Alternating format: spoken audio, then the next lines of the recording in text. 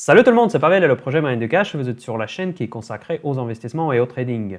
C'est le premier week-end du mois et comme tous les premiers week-ends du mois, je vous ouvre mes positions en bourse. Donc effectivement, c'est la catégorie portefeuille Mind de Cash où je parle de mes positions, qu'est-ce que j'ai fait récemment, comment ça s'est passé le mois d'octobre pour mon portefeuille boursier.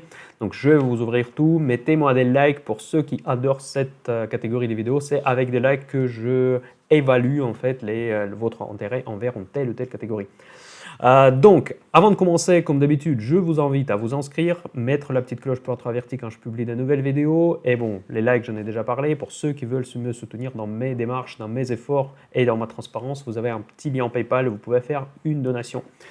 Voilà, donc ce mois, elle était énormément volatile, donc on sait qu'il a eu presque un petit crack boursier. Bon, pour l'instant, c'était une correction. Pour ceux qui me suivent sur Facebook, vous le savez, tous les jours, Bourse Daily. Je vais vous montrer ça tout de suite. Voici, tous les mois, tous les jours, vous avez les posts comme ça où je décris globalement les grandes nouvelles du jour. Qu'est-ce qu'il faut s'attendre dans la journée à venir et quelles sont mes positions spéculatives parce que j'ai fait plus les vidéos trading, dans la catégorie trading. Je vais peut-être en faire encore, je ne vais pas complètement abandonner cette catégorie qui était très populaire, mais mon problème c'est que je ne peux pas en permanence vous informer de ce que je fais en bourse parce que le trading évidemment c'est une action active, je n'ai pas malheureusement le temps pour vous enregistrer des vidéos qui sont de point de vue momentum seraient adéquates par rapport à des stratégies que je suis en train d'implémenter. Par contre, dans mes positions bourse daily que vous trouvez sur la page Facebook, allez liker, inscrivez-vous, followez la page. Ça me ferait beaucoup plaisir qu'on puisse s'échanger également sur ce réseau social. Donc, et là, je publie beaucoup plus d'informations. Je partage énormément d'articles qui concernent notamment les vidéos, les entreprises que j'ai dans le portefeuille, donc Biogène, donc c'est quelque chose qu'on va forcément parler aujourd'hui, et tout un tas d'autres entreprises également. Et dans le post attaché, donc le premier post de la page Facebook, vous avez les sociétés de la catégorie A dont je parle tout le temps qu'il faut toujours acheter à une petite correction. Dès qu'il y a une correction, il faut les acheter. Donc vous savez, en fait, ceux qui connaissent la chaîne Mind de Cash, j'ai déjà présenté les catégories des entreprises. La catégorie A, vous savez ce que c'est, de quoi je parle. Donc je ne vais pas trop m'arrêter là-dessus. Si vous ne le connaissez pas, regardez les vidéos précédentes où j'en parle de la structure de l'investissement Mind de Cash qui se base sur 3 piliers. Premièrement, l'analyse macroéconomique. Deuxièmement, l'analyse microéconomique, donc l'analyse fondamentale, et troisièmement, l'analyse technique qui nous permet d'optimiser les entrées et les sorties de position, et évidemment nous permettre de faire quelques stratégies spéculatives. Voilà, donc là maintenant je vais commencer. Donc avant de commencer de parler de mes positions dans le portefeuille et deux nouvelles actions, une nouvelle action, une autre action que j'ai renforcée dans mon portefeuille, je vais vous parler de la situation globale, donc évidemment très rapidement. Ce que vous voyez sur votre écran, on a vu un rallye post-électoral. Bon, post-électoral, pendant l'élection américaine, il y a eu un rallye boursier qui a complètement effacé tout ce qu'on avait perdu pendant la pseudo-chute qu'on avait vécue. Donc on revient toujours au plus haut historique. On revient dans le paradigme de la Fed, toujours le soutien malgré les difficultés de l'économie à cause du Covid. Donc, il y a pas, donc les banques centrales sont là. Et le scénario un des 3 scénarios que je vous ai décrit dans une des vidéos précédentes consacrée à l'élection présidentielle américaine, pour l'instant, tout se passe bien. Donc, évidemment, il y a Trump qui émet certains discours dans le sens que l'élection était truquée. Donc, mais pour l'instant, on n'est pas au courant des tensions. Ça peut changer. Là, j'enregistre cette vidéo, c'est le vendredi soir, donc la situation peut basculer d'une journée à une autre. Donc, je ne sais pas quel est le plan de Trump en cas de défaite, qui est quasi certaine au moment quand j'enregistre cette vidéo. Donc, en tout cas, c'est le scénario optimiste pour les marchés qui s'est produit. Donc, c'est de toute façon, comme je vous disais toujours, que peu importe le candidat, le marché serait content. Mais si Trump gagne, ça serait une petite surprise. Et les marchés n'aiment pas les surprises, surtout dans cet environnement de fragilité globale. En fait, je n'ai pas de position aujourd'hui spéculative sur les marchés financiers, donc je n'ai aucun avis où ça peut aller. Cette fois, peut-être on peut casser les plus hauts, donc je ne veux pas shorter comme la dernière fois. Par contre, j'ai un avis très arrêté sur le pétrole. Si vous suivez encore une fois la page Facebook, j'en parle plusieurs jours que je commençais à reprendre les shorts. Je suis encore gagnant, donc avec le pétrole, j'ai vraiment j'ai vraiment de la chance ces dernières semaines. Je fais pas mal. Moi, j'ai vraiment fait un très bon PNL sur le pétrole en octobre. Et là encore, j'ai repris, c'était quand là? Bon, je vous laisse suivre les bourses daily, je ne veux pas les reprendre. Ceux qui s'intéressent à cela, vous pouvez me suivre ici, vous allez tout connaître, ce que je fais du jour au jour. Voilà, donc contrairement aux autres indicateurs, en fait, sur mon tableau de bord, rien à signaler. Moi, je suis toujours étonné par la hausse des taux américains, donc c'est un peu bizarre, mais bon, ça, je pense que c'est la volatilité post-électorale, donc je ne sais même pas quels sont les phénomènes qui drivent les taux, parce que bon, c'est un peu compliqué aujourd'hui, parce qu'il y a des phénomènes macroéconomiques qui se croisent, donc je ne pense pas que les taux aussi hauts vont rester longtemps, dans tous les cas. Voilà. Et ce qui est un autre point important, qu'on est descendu largement en dessous des 30, pour moi, indicateur 30 sur le VIX, c'est l'indice de la peur, donc c'est-à-dire que le marché est calme aujourd'hui, donc on repart pour le probablement rallye va continuer. Je me demande même si je ne me mettrai pas long sur les marchés du point de vue spéculatif. À voir. Dans tous les cas, voilà. Donc là, maintenant, je passe à mon portefeuille boursier. Et je commence par ma position perdante. Je vais vous beaucoup parler de mes réussites ce mois-ci, mais je vais commencer par la note négative du coup. C'est la position Gilead sur laquelle je perds 33% actuellement. Beaucoup étaient ceux qui m'ont critiqué pour cette action quand j'ai acheté cette action. Je ne sais pas pourquoi, comme si je touchais un sujet sensible, mais dans tous les cas, j'y crois. Je suis buy sur cette action pour une seule simple raison, c'est que le médicament contre le coronavirus que tout le monde critique, en tout cas dans les commentaires, je ne sais pas pourquoi d'ailleurs, il a été approuvé par la FDA américaine. Donc maintenant, c'est officiel. C'est malgré ce médicament, je sais qu'il est très critiqué. Je ne suis pas un médecin, je ne peux pas ne pas juger la qualité de ce médicament. Je ne peux pas juger les effets de bord. Tout le monde en parlait dans les vidéos sur YouTube. J'ai regardé les vidéos que vous m'avez envoyées dans les commentaires. Je remercie beaucoup les personnes entre autres, qui m'ont critiqué pour cet investissement. Mais dans tous les cas, pour l'instant, FDA me donne raison parce qu'ils ont validé ce médicament. Maintenant, ils le vendent en Europe massivement. Je ne sais pas si c'est une bonne chose. Je sais peut-être qu'il y a un complot quelque part entre les pharma capitalistiques. Mais dans tous les cas, le news flow pour Gilead, il est très positif. Par contre, la technique pour le Gilead est très négative. Donc elle est en train de descendre dans les enfers. En fait, moi, peut-être je l'ai acheté trop cher, mais en tout cas, je n'ai aucun regret d'avoir cette ligne dans le portefeuille. Et moi, c'était une des candidates que je voulais renforcer, mais vu que j'ai pas mal de biotech, je préfère faire autre chose que je vais vous dire tout à l'heure. Donc je ne vais pas trop m'arrêter sur Gilead, juste pour vous dire que malgré son cours très bas actuel, malgré les nombreuses critiques de Remdesivir, de leurs produits phares contre Covid-19, c'est une entreprise qui a obtenu l'approbation de la FDA et donc du coup maintenant ça ouvre une autre page pour ce médicament. Donc vu que vous n'aimez pas cette action apparemment, je ne sais pas pourquoi, je vais passer à autre chose. Et ce autre chose sur quoi je passe me fait énormément plaisir. Typiquement, c'est une des actions de la catégorie A que j'ai eu de la chance d'acheter en mars. Là, il me fait vraiment une fortune actuellement parce que c'est une assez grosse position. Je m'approche à 40% de plus-value. Et ce mois-ci, malgré la forte baisse de mois d'octobre, l'action, vous pouvez regarder comment elle s'est comportée. Mais ça, c'est vraiment la magie de la catégorie A.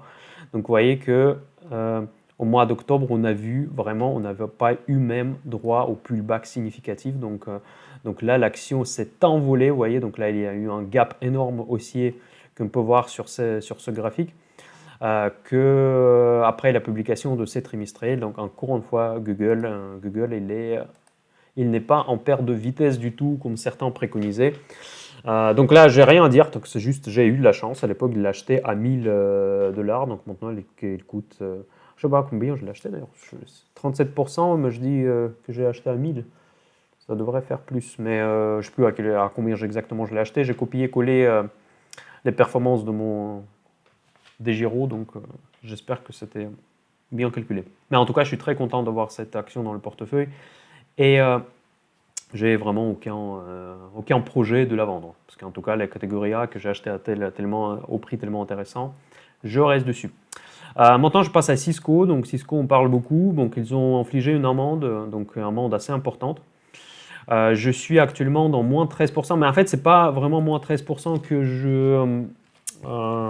je perds sur cette valeur, mais c'est surtout parce que j'ai spéculé cet été sur cette action, je l'ai vendue, après je l'ai rachetée. Maintenant, ça, c'est la performance de ma dernière ligne. Encore une fois, le suivi, les chiffres de performance que je montre ici, c'est approximatif. Moi, je ne veux pas que vous me suivez. Donc là, j'ai oublié de dire en disclaimer que tout ce que je dis, c'est mon avis. Moi, je ne suis pas un professionnel d'investissement. Je suis un amateur. Donc, vous décidez dans quoi vous investissez. Pour moi, Cisco, j'avais déjà une grosse plus-value avant, mais j'ai juste spéculé. C'est la nouvelle position qui est d'ailleurs plus faible que j'avais avant. Elle me fait maintenant moins 13%, mais aucun projet de vendre. J'adore cette entreprise. Pour moi, c'est un futur aristocrate des dividendes. Ils augmentent systématiquement les dividendes. Ils sont très respectueux à leurs actionnaires. Ils sont sur un segment sûr, c'est la technologie. Ils ont vraiment des positionnements d'après des nombreuses entreprises de positionnement très solides de point de vue d'avantage concurrentiel. Même s'ils passent une certaine période de fragilité. Donc moi, ça ne me rend pas triste. Donc je n'ai pas du tout projet de vendre Cisco, loin de là. Je suis même à l'achat. En fait, pourquoi je ne l'ai pas renforcé ce mois-ci? C'était une idée que j'avais en tête. Parce que sur mon portefeuille spéculatif, pour ceux qui ne me connaissent pas, je vous rappelle que j'ai deux portefeuilles, le portefeuille spéculatif et le portefeuille long terme, on va appeler comme ça, que vous voyez devant vous. J'ai des positions de vente des options put de Cisco au strike de 36$. Pour ceux qui sont plus experts dans ces produits complexes, que je ne recommande pas encore utiliser, surtout si vous êtes débutant. En fait, c'est une position qui se traduit que si jamais il y a une maturité, donc en fait, si mon option expire et au jour de l'expiration, Cisco sera coté en dessous de 36$, je serai obligé de l'acheter à 36. Donc s'il va coter à 35, je serai obligé de l'acheter à 36 et perdre du coup $1 par action. Mais en fait, l'avantage, c'est que si ça finit au-delà en fait, de 36, donc du coup, l'option va être worthless, donc sans valeur. Dans ce cas-là, je vais garder le premium que j'ai touché en vendant cette option. Donc j'ai vendu à quelqu'un le droit de vendre cette option. Donc du coup, j'ai une position longue théorique et c'est pour ça que j'ai un certain risque, on va dire, que au moment d'exercice de cette option, je vais recevoir un lot des actions Cisco et c'est pour ça que je ne l'ai pas acheté dans mon portefeuille principal parce qu'il y a quand même cette probabilité que je serai en position quand même. Donc peut-être c'est un peu compliqué ce que je suis en train de dire, mais pour ceux qui tradent les options, qui sont un petit peu plus, on va dire, expérimentés dans le trading, vous voyez exactement de quoi je parle. J'utilise souvent cette approche de vendre les options pour les sociétés qui m'intéressent de toute façon. Et si je me fais exercer, je m'en fiche parce que du coup, je me retrouve avec l'action que je voulais de toute façon pour le prix que je voulais de toute façon. Au pire scénario, je touche juste le cash. Donc voilà. C'est assez intéressant comme stratégie d'ailleurs, parce que bon, je pense que beaucoup seraient intéressés par ça, mais bon, ce n'est pas les produits qui sont accessibles sur tous les brokers, il faut passer des questionnaires, des machins, bon bref, c'est pas évident. Maintenant, je parle à Citrix. En fait, Citrix, c'est quelque chose que nous avons parlé énormément sur la chaîne. Bon, Citrix, il a fait l'état des trimestriels qui étaient bons, vraiment pas mal. Donc, ils ont annoncé les earnings per share à 1,38. Earnings per share, c'est bénéfice par action, parce que souvent on peut mixer un peu l'anglais et le français. Et le chiffre d'affaires de 767 millions sur le trimestre. Et c'est que les analystes s'attendaient respectivement à 1,24 bénéfices par action et à 758 millions de chiffre d'affaires. Donc les deux paramètres clés, en fait, étaient respectés. Donc ils ont battu le consensus, mais probablement, je ne sais pas, probablement le marché, il voulait que Citrix fasse encore mieux. Ils ont considéré que probablement ils ne profitent pas assez des confinements, de cette histoire de travail à distance un peu partout. En tout cas, le positionnement du Citrix est très très solide. En fait, ils ont des avantages concurrentiels. Beaucoup de grosses entreprises qui ont du cash qui utilisent Citrix. Moi, par exemple, je travaille tous les jours par Citrix. J'ai lancé une question dans une des précédentes vidéos. Est-ce que vous travaillez par Citrix aussi? Il y en a beaucoup des abonnés de Money Cash qui travaillent aussi avec Citrix. Donc cela confirme que l'entreprise, peut-être ne profite pas à fond comme Zoom, qui est en fait destiné aux particuliers, à plus large gamme, on va dire, des clients. Mais dans tous les cas, c'est tout à fait une valeur qui bénéficie du Covid et de confinement. Pas de Covid, mais de confinement. Cisco, d'ailleurs, je vous rappelle que quand même, ils ont aussi un service qui a boosté leurs résultats, un service des conférences en ligne à la Zoom. Donc, il y a un service Cisco Web, je ne sais plus comment elle s'appelle exactement. Attendez, peut-être je regarde mes notes, probablement, je l'ai noté quelque part. Je crois que je voulais en parler, désolé, mais je ne sais plus si j'ai pris cette note. Non, je l'ai perdu quelque part. Bref. Si ça me revient, je vais vous en parler, mais vous pouvez googler en fait. C'est que Cisco propose aussi ce service et il bénéficie des travaux à distance, des confinements de même manière. Bon, de même manière, pas comme Zoom évidemment, mais il y a cette part d'activité à la Citrix, à la Zoom, au sein du business de Cisco. Donc pour moi, je suis parfaitement OK avec ces deux valeurs. Et Citrix, j'ai augmenté mon positionnement. J'ai racheté un corps ce mois-ci. Donc, du coup, j'ai le poids du Citrix dans mon portefeuille le plus important. CRISPR, donc là, je ne veux pas trop en parler. Bon, excellent, tout se passe bien. Plus 54% en 2 mois. Quoi. Ça fait... Quand est-ce que je l'ai acheté? Non, un peu plus que 2 mois. Je crois que c'était en juillet que je l'ai acheté. Unicure, c'est aussi une biotech. C'est un investissement de conviction, de la thérapie génétique, encore une fois. Là, elle est revenue presque à l'équilibre parce que j'étais légèrement en négatif avant, donc dans le mois précédent. Donc mon temps, c'est bon, ça c'est les biotech, c'est une petite valeur, donc il faut faire beaucoup attention si vous regardez cela, parce que là, les mouvements peuvent être brutaux. Ensuite, le Roche Holding, c'est la valeur de fonds de portefeuille, pareil, ici plus 15%, parce que j'ai transféré cette position depuis mon ancien compte de bourse, où j'avais déjà plus 25, et du coup, ça c'est juste mon dernier PNL, mais moi je m'en fiche, parce que mon objectif ici, ce n'est pas de montrer ou de frimer ou de pleurer devant vous en disant que voilà, j'ai gagné ou j'ai perdu. Moi, le but, c'est juste pour vous démontrer la logique de mon investissement, que voilà, c'est comment j'investis, quelle est la philosophie globalement. Voilà, Roche Holding, je la garde évidemment. Donc là, je crois qu'elle a baissé récemment parce que je n'ai même pas trop regardé. Mais en tout cas, je pense qu'au cours actuel, ça peut être assez intéressant comme valeur. Attendez, juste, je vais regarder quel était le cours. Tellement c'est la valeur de fonds de portefeuille que je ne regarde même pas. Ah bah vous voyez, donc là je ne vais même pas regarder parce que franchement, vous voyez, l'investissement passif, c'est ça. Je vous promets que je ouvre ce portefeuille Mind Cash peut-être une fois par mois, 2 fois par mois, avant de vous préparer cette vidéo. Donc en fait, je ne regarde pas souvent mon compte de bourse. Et ça, c'est la philosophie très différente par rapport à la stratégie spéculative dont je vous parle sur la page Facebook que je vous invite à aller regarder. Du coup, je n'ai même pas fait attention qu'il y a eu ce mouvement baissier et qui a repris. Certainement, il y a eu des résultats, mais franchement, cette valeur-là, je ne compte pas de la vendre. Et je crois qu'à ce moment-là, quelqu'un qui m'a écrit que est-ce que c'est intéressant de l'acheter, je me souviens qu'il y a quelqu'un qui m'a envoyé un commentaire par rapport à Roche Holding. Et c'est là où je me suis aperçu que peut-être probablement il y a quelque chose qui s'est passé parce qu'il était assez bas. Mais en tout cas, voilà, vous voyez, donc pendant la chute, il a chuté, mais là, il a repris d'un coup. Donc, vous voyez, il y avait un énorme gap haussier. Mais je n'ai pas trop regardé pourquoi. Je pense que c'est des trimestriels qui étaient bons. Donc, voilà.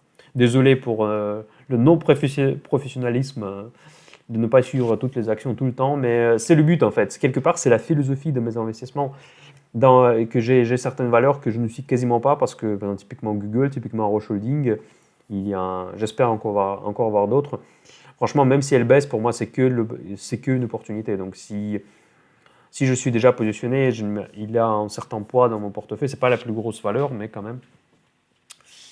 En tout cas, je ne compte pas du tout de la vendre. Voilà. Donc, c'est une société de qualité avec un bon dividende, une des meilleures pharma en termes de pharma classique, je veux dire en termes de rentabilité en Europe. Voilà. En tout cas, aucune hésitation par rapport à Roche Holding. Voilà, maintenant nous passons à Uber. Voilà. Bon, Uber, c'est intéressant parce qu'il y a des news. Donc Uber, c'était une grande victoire en Californie pour Uber et Lyft en fait.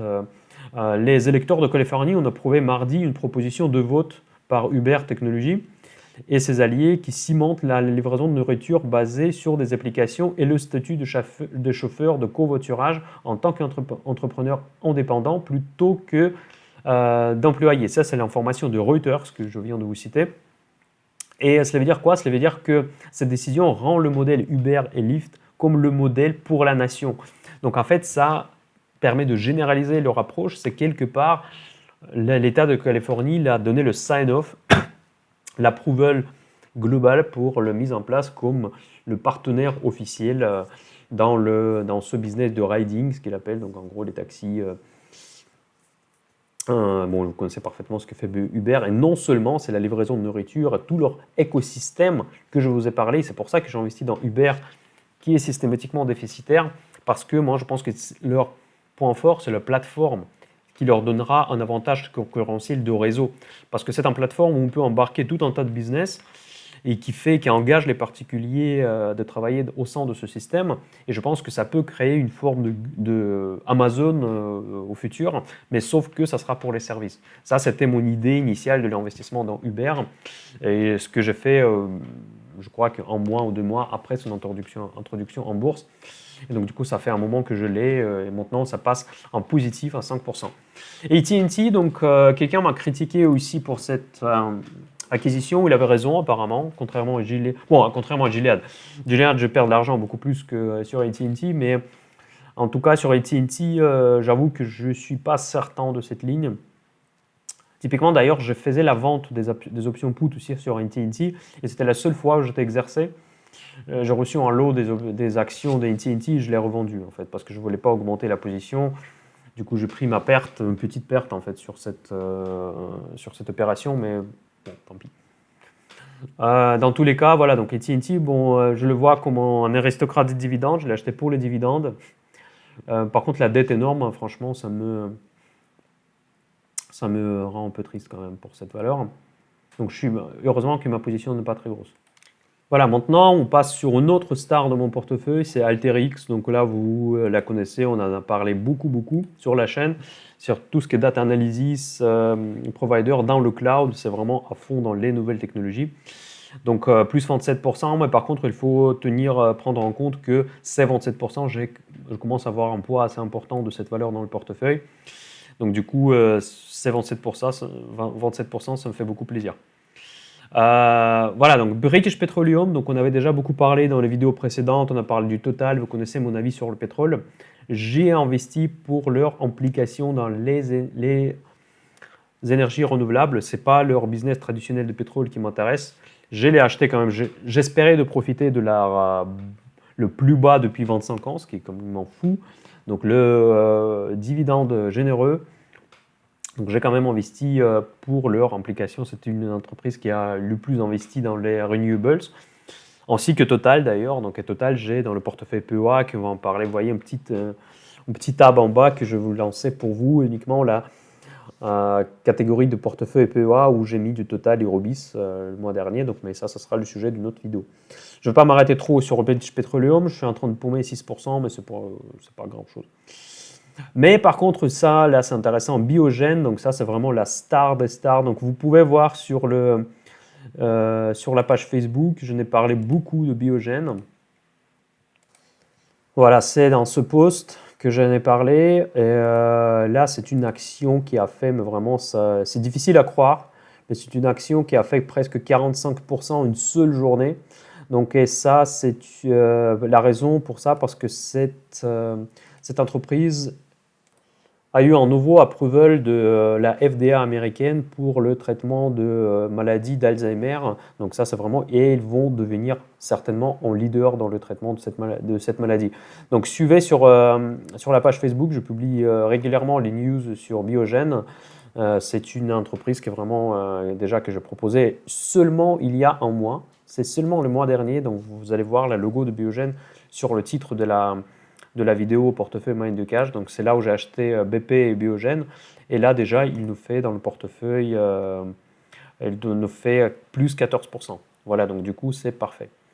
Et maintenant, je passe une nouvelle entrée dans la ligne, dans le portefeuille Mind de Cash, c'est la valeur SAP. Donc SAP, pour ceux qui ne connaissent pas, ici du coup, je rentre dans le domaine que moi je connais, parce qu'à la base, je suis un informaticien. Et c'est une entreprise qui propose des solutions pour les solutions ERP. Donc en fait, c'est une grosse application qui permet d'automatiser les processus des entreprises. Donc c'est une grosse usine à gaz qui est très customisable. Il a son propre langage à l'intérieur. Donc, et si l'entreprise commence à intégrer ces systèmes d'information chez eux pour automatiser leur process business, Dans ce cas-là, ils sont mariés à vie. C'est un petit peu le même style comme Oracle, si vous voulez, parce que Oracle, pour ceux qui ne vous connaissez pas, qui propose des bases de données, et la majeure partie de leurs bénéfices, ça vient du support, parce que la base de données Oracle a été développée dans les années 80. Elle évolue, certes, mais elle n'évolue pas tant que ça de point de vue par rapport à l'évolution des autres sociétés, comme Alteryx, par exemple, la société du futur, ou Google. Mais en tout cas, ces sociétés, ils ont un avantage concurrentiel énorme, parce qu'une fois que leurs clients sont dessus, les licences sont super chères, ils vendent des consultants super chers pour maintenir le système SAP, pour les customiser. Donc c'est vraiment, et se débarrasser, passer sur un autre système, pour une entreprise, c'est un changement majeur, vraiment majeur. Donc du coup, les budgets des dizaines de millions parfois qu'il faut allouer pour s'en passer de SAP, pour transformer sur quelque chose d'autre. Et donc du coup, évidemment, vu que c'est un système, le leader du marché de ERP, donc forcément, il n'y en a pas beaucoup de sociétés qui vont s'en débarrasser sans avoir une raison légitime. Mais dans tous les cas, bon, évidemment, c'est destiné aux entreprises qui sont relativement grosses, parce qu'il y a des concurrents chez Microsoft. Par exemple, je crois que c'est Microsoft Dynamics, ça s'appelait avant. Aussi les versions de ERP, beaucoup moins chères, beaucoup plus destinées pour les entreprises moins grosses. Mais SAP, c'est vraiment le leader des leaders, et c'est un gros poids sur la bourse allemande. Donc ça, c'est l'investissement que moi j'ai fait ce mois-ci. Je vais vous montrer un petit peu plus de détails sur cette entreprise. Donc avec notre Guru Focus que je vous présente souvent, donc la licence que j'ai prise récemment grâce à des personnes qui m'ont fait des donations. Donc je vous remercie encore une fois, comme ça vous pouvez avoir des informations plus pertinentes sur la chaîne Mind de Cash. Et ça permet d'avoir vraiment un aperçu rapide sur la santé financière de l'entreprise SAP. Donc vous voyez que la santé financière, elle est 6 sur 10. Mais par contre, ici, les ratios sont très sévères. Mais par contre, la profitabilité, elle est presque maximum.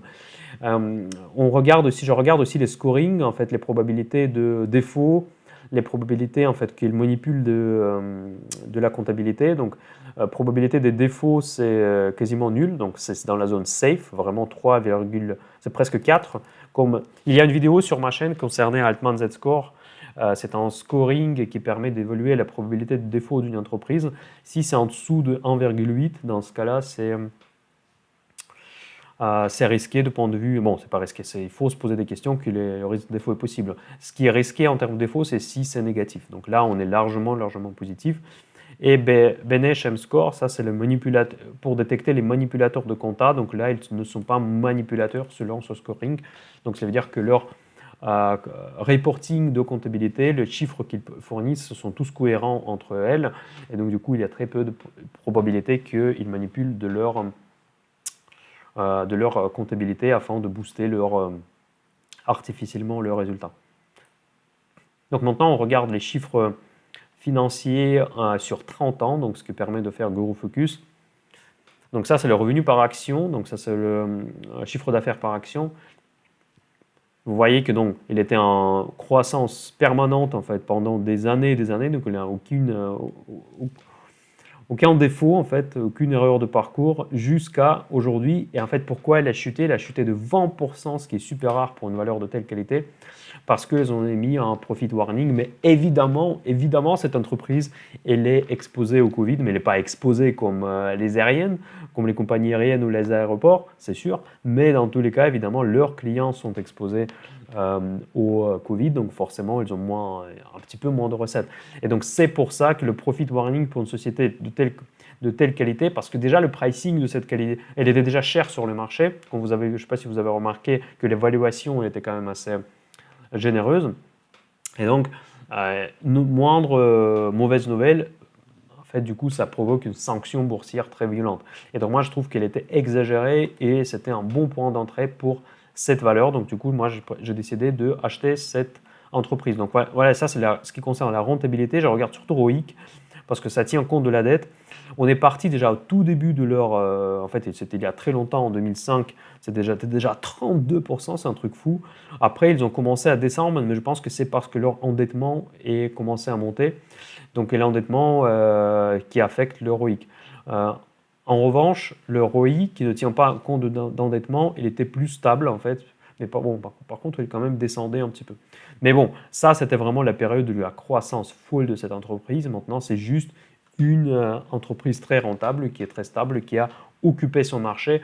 Je ne m'attends pas que je veux faire X fois la mise, mais je m'attends que c'est une entreprise solide qui va rester longtemps le leader de son secteur, payer les dividendes et croître quand l'économie va repartir. Et même s'ils ne repartent pas, elle ne va pas forcément subir des gros dégagements opérationnels. Donc dans tous les cas, voilà, ça c'est une entreprise que moi je veux regarder les marges, mais les marges c'est juste fou. Ils n'ont jamais descendu en dessous de 60%. Et parfois elle était au-dessus de 70%, donc c'est vraiment énorme. Et la marge nette, c'est pareil, c'est beaucoup, c'était toujours proche de 20%. C'est vraiment énorme, c'est une entreprise très performante de point de vue, sa rentabilité opérationnelle. Effectivement, apparemment il y a beaucoup de dettes, debt to equity, il était toujours quand même à un niveau quand même assez élevé. Ouais, c'est bas, donc ça veut dire que bon, il y a peu d'equity par rapport à la dette, mais cette entreprise n'a aucun problème de financement, donc c'est pas une raison d'avoir peur pour la santé financière de cette entreprise. Même s'il pourrait quand même gérer son endettement un peu différemment.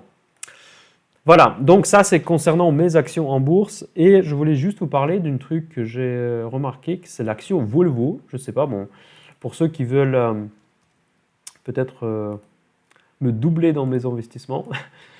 Ce qui m'étonne, c'est que cette entreprise, c'est dans le secteur automobile. Ils se sont lancés. D'ailleurs, sur la page Facebook, vous allez trouver aussi que j'ai publié un post où je parlais du Volvo. Bon, mon internet n'est pas top quand même. Désolé.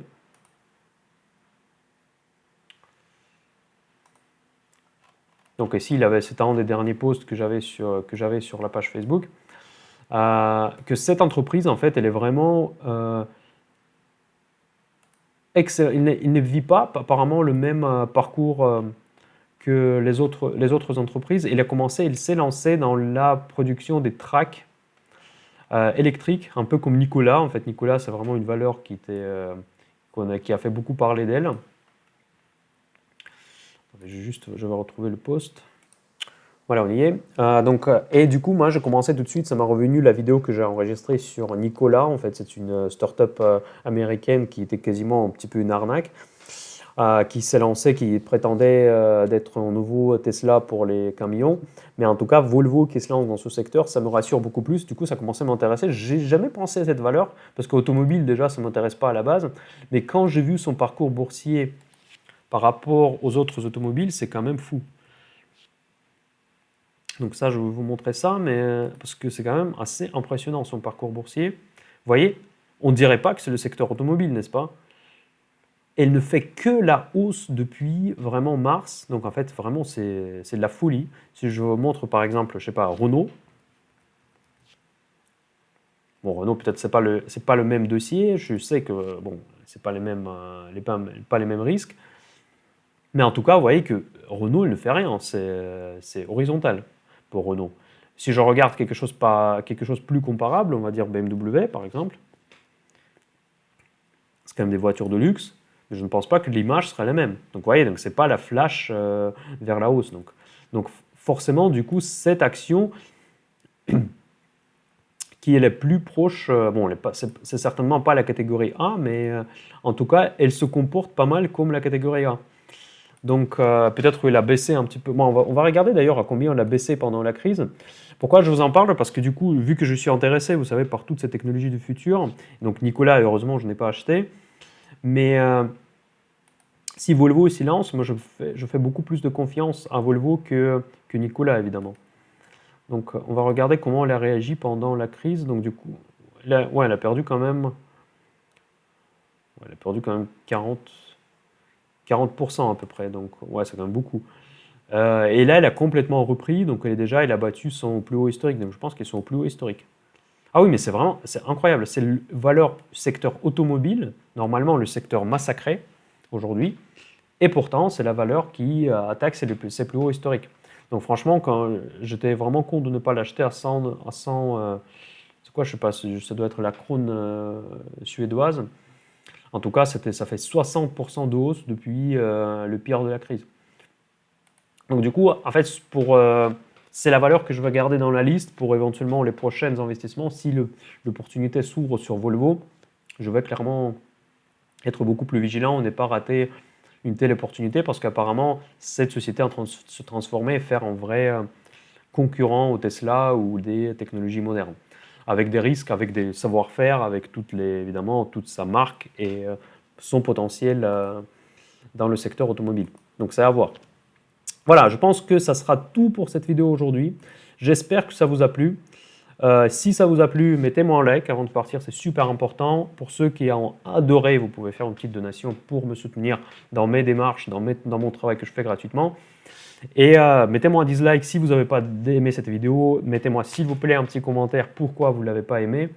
Et bon, on continue, je sais que ces vidéos vous plaisent, donc cette catégorie de vidéos vous plaît. Et vous pouvez mettre des commentaires, je suis sûr qu'on va avoir plein de discussions intéressantes par rapport à mon portefeuille et à différentes actions que j'ai achetées. Allez, je vous souhaite tout le meilleur et bon week-end. Money in the Cash, bye bye.